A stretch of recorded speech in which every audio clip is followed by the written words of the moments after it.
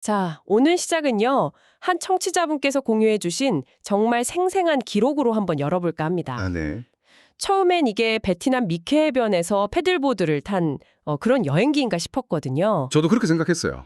근데 읽다 보니까 이건 뭐 단순한 여행기가 아니더라고요. 거의 뭐 바다 위에서 실시간으로 쓴 한 편의 관찰일지, 탐험기라고 해야 할까요? 맞습니다.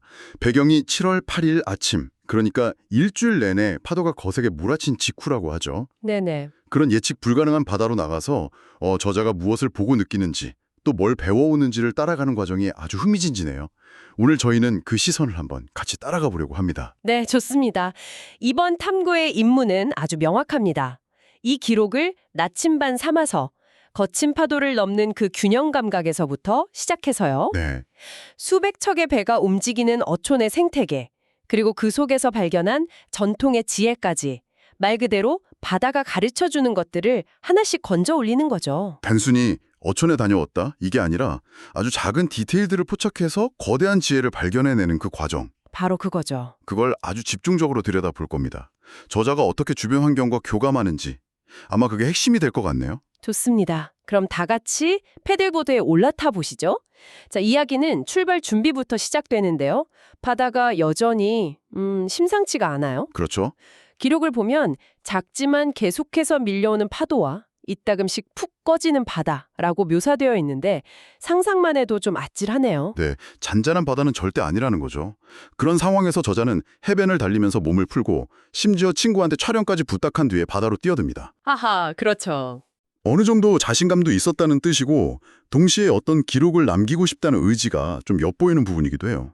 그런데 바다로 딱 들어가자마자 이게 시작부터 만만치가 않았던 모양이에요. 네, 해안선이랑 평행하게 나아가다가 보드 위에 올라타서 속도를 내는 그 순간 예상보다 훨씬 일찍 부서지는 큰 파도를 정면으로 만났다고 합니다. 아, 보드가 거의 뭐 수직으로 들리면서 뒤집힐 뻔한 순간이었다는데 이 대목에서는 저도 같이 긴장되더라고요. 패들보드 타보셨어요?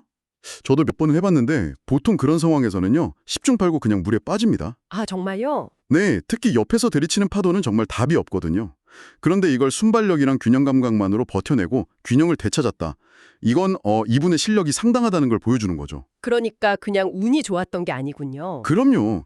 이건 앞으로 펼쳐질 여정이 결코 순탄치 않을 거라는 건 암시하는 일종의 신고식 같은 순간이었다고 봅니다. 바다의 신고식. 네, 바다가 먼저 물어본 거죠. 이래도 계속 갈 건가? 이 정도 파도는 감당할 준비가 됐나? 하고요. 그리고 저자는 몸으로 그렇다고 대답한 셈입니다. 와, 바다의 신고식이라니 표현이 정말 확 와닿네요. 그 첫 번째 고비를 넘기니까 눈앞에 완전히 다른 세상이 펼쳐졌다고 해요. 네, 조업을 마치고 돌아오는 어선들로 가득한 풍경. 그 수가 무려 300척이 넘었다고 합니다. 상상이 가세요? 와, 300척이라니. 네, 바다가 그냥 배로 가득 찬 거죠. 정말 장관이었을 것 같아요. 작은 통통배부터 꽤 큰 어선까지 크고 작은 배들이 다 각자의 목적지를 향해 움직이는 모습. 저자는 그 광경을 뚫고 어촌 마을 중심으로 더 깊숙이 들어갑니다. 그런데 이게 또 다른 차원의 난관이었어요. 아까의 파도는 자연이 만든 거라면 이번엔 인공적인 파도와의 싸움이 시작된 거죠. 아, 그 항적파 말이군요. 네, 맞아요. 큰 배들이 지나가면서 만드는 그 강한 물결 때문에 균형 잡기가 훨씬 더 어려워졌다고 합니다. 그 부분이 아주 흥미로운 지점입니다. 자연의 파도는 예측 불가능하긴 해도 나름의 어떤 리듬이나 패턴이라는 게 있거든요. 그렇죠. 그런데 수백 척의 배들이 각기 다른 방향으로 움직이면서 만들어내는 그 인공적인 물결은 그야말로 완전한 무질서, 혼돈 그 자체인 거죠. 사방에서 예측 불가능한 파도가 덮치는 겁니다. 기록을 보니까 보드가 막 45도 가까이 기울고 심지어 비까지 내리기 시작했다고 해요. 아이고.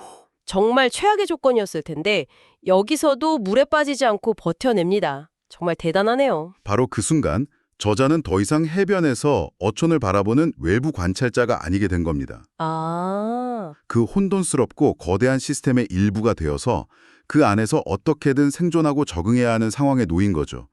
뭐랄까 거대한 유기체의 혈관 속으로 들어간 작은 세포처럼요. 와, 비유가 정말 이제부터는 그냥 버티는 게 아니라 그 유기체가 움직이는 방식을 이해해야만 앞으로 나아갈 수 있게 되는 겁니다. 그렇게 배들 사이에서 정신없이 균형을 잡으면서도 이분의 눈은 쉬질 않더라고요.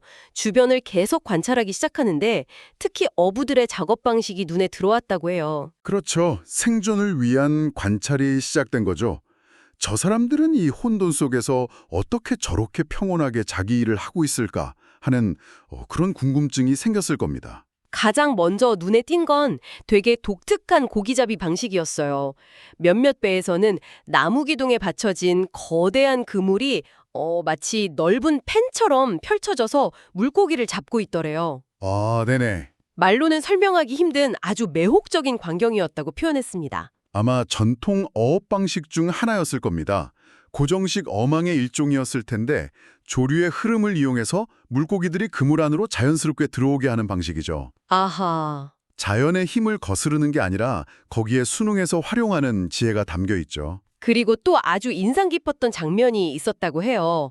한쪽에서 어떤 어부가 망치로 금속 부품을 막 두들기면서 고치고 있더라는 겁니다. 네. 언뜻 보면 기술자 같은데 그 역시 그냥 어부라는 거죠.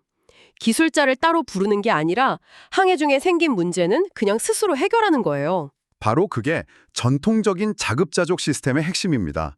요즘 우리 사회는 모든 게 극도로 분업화 전문화되어 있잖아요. 맞아요.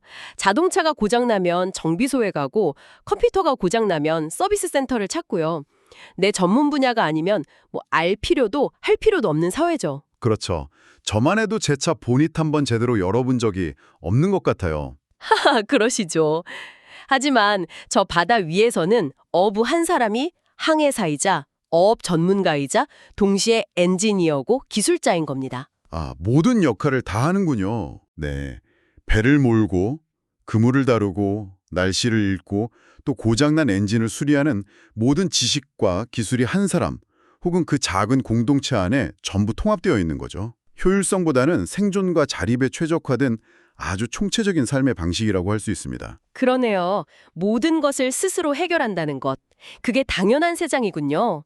그런 관찰이 더 세밀해지면서 드디어 이번 탐구의 하이라이트라고 할 만한 아하의 순간을 맞이하게 됩니다. 아, 그 바구니 배 이야기죠? 네, 맞습니다. 바로 바구니 배를 젓는 방식이었어요. 바스켓포트라고도 불리는 베트남의 명물 중 하나죠. 둥근 대나무 배. 네, 바로 그 배요. 근데 이 배를 젓는 방식이 정말 신기하더라고요. 보통 노는 배 옆이나 뒤에서 양쪽으로 젓거나 한쪽으로만 저어도 물을 뒤로 밀어내는 방식이잖아요. 그렇죠. 그런데 이 어부들은 긴 노 하나만 가지고 배 앞쪽에 서서 뭐랄까 노로 물속에서 팔자를 그리듯이 젓는데요. 그게 어떻게 가능할까 싶죠. 둥근 배를 똑바로 나아가게 하는 것도 어려워 보이는데? 바로 그겁니다. 저자는 그 비밀을 아주 정확하게 포착해냈어요. 노를 앞으로 밀 때는 물의 저항을 최소화하기 위해서 노의 날을 수평으로 싹 비틀어서 밀어넣고 아, 다시 몸쪽으로 당기면서 추진력을 얻어야 할 때는 날을 수직으로 탁 세워서 물을 힘껏 밀어내는 거예요. 와, 정말 예리한 관찰이네요. 불필요한 에너지 낭비가 거의 없는 완벽하게 효율적인 동작이거든요. 그렇죠. 노가 물속을 전진할 때는 저항을 없애고 후진할 때만 모든 힘을 추진력으로 바꾸는 거죠. 수백 년, 어쩌면 수천 년에 걸쳐서 수많은 어부들의 몸을 통해 다듬어지고 최적화된 살아있는 인체공학의 결정체라고 할 수 있습니다. 여기서 더 대단한 건 이걸 보고 그냥 와, 신기하다 하고 감탄만 하고 끝난 게 아니라는 점이에요. 네, 바로 적용을 해보죠. 맞아요. 이 기록의 저자, 이 기술을 자기 패들보드에 바로 적용해봤다는 거 아닙니까? 네, 실행력이 대단하네요. 보통은 저건 저 사람들이나 하는 거지 하고 생각하고 말 텐데요. 그러니까요. 결과가 어땠을 것 같으세요? 놀랍게도 효과가 엄청났다고 합니다. 오, 패들보드는 보통 양쪽을 번갈아 젓는데 이 바구니배 기술을 응용해서 한쪽으로만 저어봤더니 훨씬 적은 힘으로 보드를 움직일 수 있었다는 거예요. 당연히 그랬을 겁니다. 힘을 쓸 때와 안 쓸 때를 명확히 구분하는 동작이니까요. 저자는 이걸 효율성과 균형 감각을 기르는 훌륭한 훈련이었다고 표현했죠. 네. 이건 단순히 기술을 모방한 걸 넘어서는 아주 중요한 의미가 있어요. 다른 문화의 지혜를 그저 신기하게 보는 것에서 그치지 않고 그 작동 원리를 이해하고 자신의 상황에 맞게 변형해서 마침내 몸으로 체득하는 전 과정이 담겨 있거든요. 아, 머리로 아는 지식이 몸으로 느끼는 지혜로 바뀌는 바로 그 순간인 거죠. 와, 지식이 지혜로 바뀌는 순간이라. 정말 멋진 해석입니다.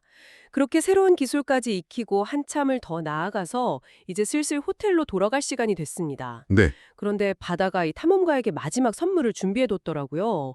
일종의 졸업시험이랄까요? 어떤 시험이었죠? 바람의 방향이 완전히 바뀐 겁니다. 출발할 때는 분명 남동풍이었는데 어촌을 둘러보고 나오는 길에 갑자기 비구름과 함께 북서풍이 불어오기 시작했대요. 망망대해 위에서 이런 갑작스러운 기상 변화는 꽤 위험할 수 있잖아요. 그렇죠. 바람의 방향을 잘못 읽으면 원래 목적지에서 완전히 다른 곳으로 밀려날 수도 있고 돌아가는데 몇 배의 힘을 써야 할 수도 있으니까요. 문제는 이분에게 나침반이나 GPS 같은 장비가 없었다는 거예요. 그럼 도대체 어떻게 바람의 방향이 바뀐 걸, 그것도 북서풍이라는 것까지 정확히 알 수 있었을까요? 청취자분도 한번 추측해 보시죠. 힌트는 아까 나왔습니다. 바로 그 300척의 어선들이었어요. 맞습니다. 저자는 정박해 있는 배들은 항상 뱃머리가 바람이 불어오는 쪽을 향한다는 사실을 깨달은 겁니다. 네, 마치 자석이 항상 북쪽을 가리키는 것처럼요. 유체 저항을 최소화하기 위한 본능적인 정렬이죠. 배는 옆면이 가장 넓기 때문에 바람을 역해서 받으면 훨씬 많이 밀려나고 불안정해집니다. 아, 그렇군요. 그래서 닷을 내린 배들은 자연스럽게 뱃머리를 바람 쪽으로 돌려서 가장 저항이 적은 자세를 유지하게 되거든요. 그걸 발견해낸 거예요. 와, 그러니까 아까는 항해를 방해하는 장애물이자 혼돈의 원인이었던 그 수많은 배들이 이제는 방향을 알려주는 거대한 나침반 군단이 되어준 거네요. 바로 그거죠. 처음엔 북쪽을 향하고 있던 배들이 나중에 보니 전부 서남서쪽으로 머리를 돌리고 있더래요. 그걸 보고 바람의 변화를 확신할 수 있었던 거죠. 정확합니다. 그래서 기록에도 물 위에 떠있는 움직이는 바람의 깃발이라는 시적인 표현이 나오죠. 맞아요. 이건 단순히 똑똑한 발견을 했다는 걸 넘어서 세상을 보는 관점이 완전히 바뀐 순간이라고 생각해요. 처음엔 자신과 무관하거나 혹은 방해가 되는 대상이라고 생각했던 것들이 사실은 주변 환경에 대한 중요한 정보를 담고 있는 신호체계였다는 걸 온몸으로 깨닫게 된 거죠. 자연과 인간이 만든 시스템이 어떻게 서로 상호작용하면서 정보를 드러내는지를 이해하게 된 거군요. 정말 짜릿한 통찰입니다. 네, 그 깨달음 덕분에 저자는 바뀐 바람을 제대로 이용해서 안전하게 호텔로 돌아올 수 있었습니다.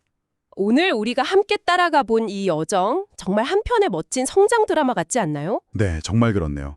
처음엔 거친 파도에 맞서 싸우고 수백 척의 배들이 만드는 혼돈 속에서 살아남다가 마침내 그들의 지혜를 배우고 자연의 언어를 읽는 법까지 터득하게 되는 그 과정이 말이에요. 맞습니다.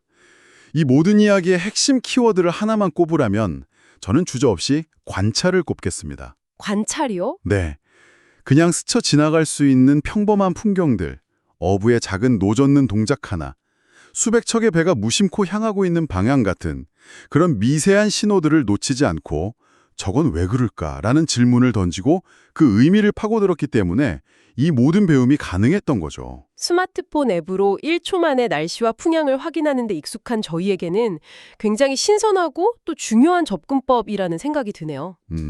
우리는 어쩌면 너무 많은 것들을 기계에 맡겨두고 스스로 관찰하고 판단하는 능력을 조금씩 잃어가고 있는 건 아닐까? 뭐 그런 생각도 들고요. 바로 그 지점입니다. 그래서 청취자분께 이런 질문을 한번 던져보고 싶어요.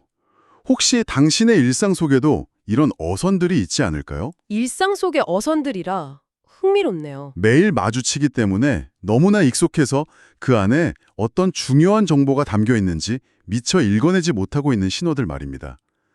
그건 매일 아침 무표정하게 인사하는 동료의 얼굴에 나타난 미묘한 표정 변화일 수도 있고요. 늘 다니는 출근길, 가로수의 잎사귀색이 어제와 어떻게 다른가 하는 것일 수도 있겠죠. 어쩌면 내 몸이 보내는 작은 통증이나 피로감 같은 신호일 수도 있고요.